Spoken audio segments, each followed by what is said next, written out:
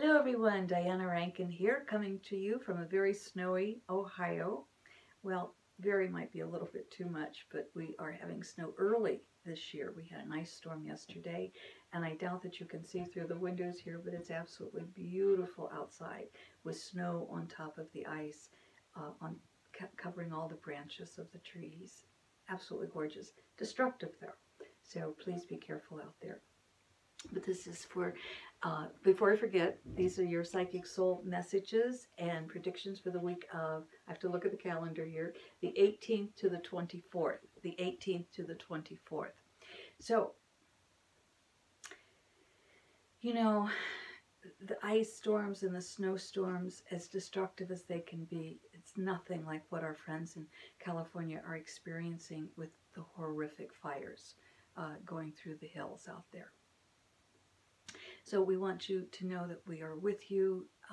The last I read, there were 60-some who have lost their lives and 631 people who are missing.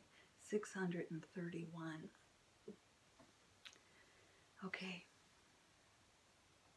A little overwhelming, isn't it? Others have lost their homes. The wildlife and the pets. To all the firefighters and all the volunteers and all of those who are helping, thank you. Thank you. And for those who are donating, what's needed most right now probably is money. Thank you. You ask, is California cleansing the anger, or are the fires erupting because of the anger? And my answer to you is yes. Both are true. Let me see if I can explain. It's Friday morning here where I am, and it's early. I'm still having my morning tea, so I'm hoping to be as clear on this as I can. But it's morning. By the way, I do want to say I expect this afternoon some announcements to be made by the Russian investigators and Mueller and his team. I think some indictments are going to be coming down. If not this afternoon, then by next week we'll be seeing some movement. It might be scary to some of the people in the White House. Okay, back to these California fires. If you remember that everything is energy, and so we have this energetic field around our planet, around the Earth. And as people, as souls, we come into life and we say, okay, we're going to take on this, or this and help to heal it. Well, it's the same thing with an energetic field. And so that energetic field can be a collectiveness of people who either consciously or from the soul, so it may not be conscious, can take on the healing of a specific issue. When I look at California, I see that California where I used to live there, and at the time when I lived there, we went from Jerry Brown being president to Ronald Reagan. And so, you know, you're talking left and then right politically. That's California. There's a strong lean to the left, but you've also got the strong lean to the right. It's a big state. However, I think California as a collective, and I don't know that it has that much to do with the people other than we all have that energy that we're putting out. But as a collective, there's an energy there, and it's like that energy has said, we will cleanse the anger. And in order to cleanse the anger, we experience it. So fire is an eruption of anger, but it's also a cleansing of it. And so for California, and this is not a conscious thing that the energy of the state is taking on. The politicians are not up there saying, okay, we're going to take on the anger and have all this fire and cleanse it. It doesn't work like that. But again, it is a much deeper, it's like the state's soul, so to speak. That, yes, we are experiencing the anger. There's a lot of it. It's erupting, and it's coming in from elsewhere. It's not just in California. This is like it's taking on the anger of the entire nation of the U.S. in order to then cleanse it. There's a collective consciousness. It's like one child in each family. There's an old saying that one child in each family takes on the responsibility of taking care of the parents when they're elderly. It's that collective consciousness. And it's like that one child may feel, if parents argue a lot in front of the children, or the children overhear it, it may not affect every child in the family, but that one child may be affected and act out that anger. I think we're doing that as states as well, as the energy of that state, the collective consciousness of that state. And it does have to do with who lives there, but it also has to do with the land itself. I don't feel I've explained this very well, but that's the best I can do on a Friday morning. I want to talk more about that collective consciousness. And I want to say the words this week are grace and grit. I first saw those words with Ken Wilber. And forgive me if I just said this a minute ago. I've started this video a couple of different times because I was having some audio and electronic problems. And so I can't remember if I said it on this video at the beginning. But Ken Wilber, with his then dying wife, wrote a book called Grace and Grit. And I've always remembered those words because I think that tells us exactly how we need to live our lives, with both grace and grit. We need the strength this week. We need the grit. Now, that said, I want to talk to you for a few minutes here about neuroplasticity, because neuroplasticity to me is the way we're going to heal these fires. It's the way we're going to help heal our world, or one of the ways. You've heard me talk about intuition a lot, and I think we really, really need intuition in our lives. Neuroplasticity is the brain, the ability of the brain to rewire itself. We used to think that people, as they age, just kind of lost the mental stimulation and mental abilities, but we've learned in the last, I want to say 20, maybe 30 years, that the brain has the ability to rewire itself. I have a very dramatic experience of that myself. This goes back a few years, but my dog, Paco, was paralyzed in 2 different places because of injuries in 2 different places on his spine.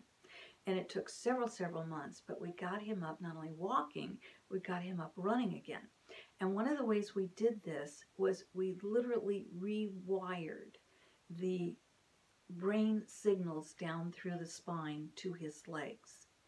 And we did that through several different methods, one of them being tapping. We use laser, we use acupuncture, we use chiropractic work. So we use different methods. That what we literally did was rewire the brain. And in many of my workshops, well, in the Sacred Path that we just had last Sunday, and the Awakening to Deeper Intuition, which we had the weekend before, we work on rewiring the brain, of rewriting patterns that no longer work in our lives. And so I think what we're doing, in a sense, is rewiring the planet's brain when we change our thoughts from anger to love. And we don't have to have the fire to do that. We can burn a candle and let that be our fire. So it is so important for each of us to stop and really think about how we put love out into the world. And you've heard me say it before, love is not just an emotion. Love is a verb. And so how do we act out in the ocean, or out in the world, and in the ocean too? But that's another story. How do we show that grace? But we also have to have the grit. And that grit means, yes, we speak up when something's wrong. Yes, we have healthy boundaries and say stop. yes, with children still in camps at the border, and they've done nothing wrong. And we're, what, 1,000 days? Well, maybe not that long. 100 days probably past the deadline to get those children reunited with their families. Yes, we must speak out about things like that. We must hold our politicians responsible. We must hold employers responsible for being good to their employees. We must hold those people in our life responsible for their actions and their words. Let's change the neuroplasticity, or using neuroplasticity, let's change the wiring in our own brains, and then we can change the wiring in the world as we do that. I want to give you a message from Philip for this week. I want to first of all tell you that registration is now open for my year-long, and this one is for 2019. This year it's coming to consciousness. We're going to look at many of the world's spiritual and religious beliefs, and then we're going to use processes from those beliefs, such as shamanism, for example, mysticism, and we'll use those different modalities to clear our past and move into the new you, so to speak, where you are living that grace and grit. So registration is open. You don't want to wait, because it's not a big group I have. We keep these classes fairly small. So get a hold of me, go to the website, registration forms are there, or give me a call and we'll talk and we'll get you registered. All right? Sacred Path 2019, registration now open. So we're going to see what Philip has to say to us. And before we do that, Philip, by the way, for those of you who are new, Philip is my spirit guide. And this is an oracle book. And I can't hold the microphone and do this. I'm going to have to get a microphone that I don't have to hold one of these days. Anyway, I've just been so busy I haven't had time to investigate it further. But each page has a different message on it. So we just open to any page or flip through the book until we get our message. And we have to think left page or right page. But I want to give you a few predictions coming up this week. But before that, I want to say thank you for your comments. It sometimes takes me a few weeks to get back to the comments, but I thoroughly appreciate hearing your comments. If there's something that you want me to address, I'll do my best to do that. I don't want to get too specific in this. With private clients, I can get a lot more specific because I'm just reading for one person, but these are generalized predictions. And as I said earlier, we are going to, I think we'll see some indictments come down as early as this afternoon. If not, we'll see them next week coming from the Mueller team. And look out, it's going to cause some uproar. We're going to have some interesting weeks between now and Christmas. I find it also interesting that the cold weather came to so much of the country this week. It's pretty early for it to be this cold and this snowy, but it does calm down tempers, shall we say. Let's see what our message is. We're going to just open to any page, just kind of flip through, and where the thumb stops, and there it's stopping.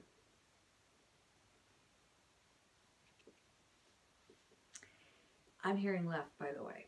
I usually read both pages to you, but the left is where I'm getting the message. And it's the way of war is not the way of peace. And that's what we've been talking about. The way of war is not the way of peace. You know, if a butterfly, and this again is science that's proven this, if a butterfly flaps its wings, or I should say when, because butterflies flap their wings, when a butterfly flaps its wings in South America, that force of the wind can reach all the way up and create a hurricane in North America. That's how powerful each one of us are, that we are. If a butterfly is that powerful, Think how powerful you are. It's so important, my friends, that you remember, don't create war. Create peace. Because remember, Philip tells us, the way of war is not the way of peace. And our message on the right is very simple. Life is for living. Life is for living. So I want you to start living. Enjoy this week. Enjoy the moments. You know, earlier I was talking to a friend about mystical experiences. I'm going to take those off for a minute because you're getting a lot of glare. Sorry. I apologize. I was talking to my friend about mystical experiences, and I said, you can't explain. There are no words to really explain our experience of a mystical experience. But what I want you to know is to experience a mystical experience, slow down. Slow down, because it'll be in the moment. A mystical experience will spontaneously come out of the most precious of moments. I hope you all have a mystical experience this week. Remember, grace and grit. We love you, my friends. From Daisy, who's over here sound asleep. You might even hear her snoring. I didn't really say that, Miss Daisy. From all of us here in Ohio, on our cabin in the woods, we thank you for being with us. We love you. Thank you for the love that you send to us. Until next week, be safe, be careful, add love to the world, not war.